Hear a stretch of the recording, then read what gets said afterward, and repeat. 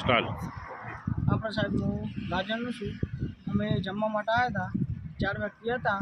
તાર પપ્પાનો 2 સબ્જી મંગાવી અમે, પછી અનેક ખાટલો પાછળ મેં લે અમે સબ્જી મંગાવી બંધ હતી, એટલે હું ખાલી પ્યાજ લેવા આવ્યો, પ્યાજને લીંબુ, એટલે મને પાછળથી લાકડી મારી એમને ડીશમાં આપણે પ્યાજ લેવા જો ને માય નીકળી જા.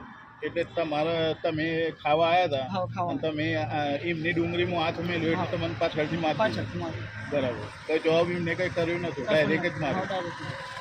તો તમારું શું કહેવું છે એમના વિશે? આપણે એમ જે નિકાલ ના હોય આપણો સાહેબ તમે લાવો બરાબર, બાકી આવવાનો નિકાલ ના હોય તો દી હોટલ બંધ રહે ને આ દિવસ બંધ કરી દેવાનું. પોલીસ સ્ટેશન અરજી આલી? બરાબર. શું કીધું પોલીસ સ્ટેશન વાળાએ? પોલીસ સ્ટેશન બીજું શું કીધું? લાકડી મારી હતી. ના પોલીસ વાળાએ શું કીધું? હું દવાખાનો તે કરી. બરાબર. દવાખાના હતો.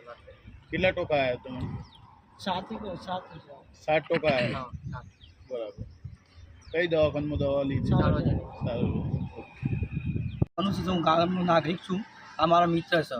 રાત્રે 10 વાગે આમાં બનાવવાનો 9 વાગે 10 વાગે આમાં કોલ આવ્યો તો મને આ હોટલવાળાએ માર્યો છે. હું શું સમજો કે કદાચ થપ્પડ બપ્પર મૂકી હ તો હું આવ્યો તો આ તો 2 બોન હતો, લોહી લુહાન હતો. 7 કે 8 ટોકા આવ્યા છે. રાત્રે હું દવાખાનામાં એડમિટ કર્યો, રિક્ષાઓનો ભય લઈ ગયો અને બચ્ચાને એડમિટ કરી અને રાતે અરજી કરીને કેસ લખાઈને રાત્રે સવારે ઘેર આવ્યો છું. કારણ કે આ મરી જાય તો આની જવાબદારી કોણ? મારું એમ કેવું થાય છે, મહિનો તો થયો નહીં આ હોટલનો અને આ રીતના વર્તન કરીને આ રીતના લાકડીને ટોમ્બીઓ મારે છે તો આ મરી ગયો તો આનો માલિક કોણ? આ જમીનવાળા કે આ એવું ઉપીવાળો શેઠ? આપણું એટલું જ કેવું થાય કે કાયદેસર કાર્યવાહી થવી જોઈએ અને જે માર્યો છે ને એ લોકો અહીંયા હાજર થશે તાને જ આ હોટલ ખોલશે. બાકી આગાડી હોટલ ખોલશે ને તો મારે કાયદા કાનૂન હાથમાં લેવું પડશે. આ લોકોને મારવા પડશે જાતિ. કેમ કે પોલીસના અરજી આલે ને પોલીસ દ્વારા એ લોકોને કાર્યવાહી કરે તો જ આ હોટલ ખોલવાની છે. આટલી આપણી વિનંતી છે. બસ. ગીતા છે, અમારો ભાઈ છે અતુલ. એને રાત્રે જમવા માટે આવ્યો તો લાકડી મારી છે પાછળથી મરી ગઈ તો કોણ જવાબદારી લે?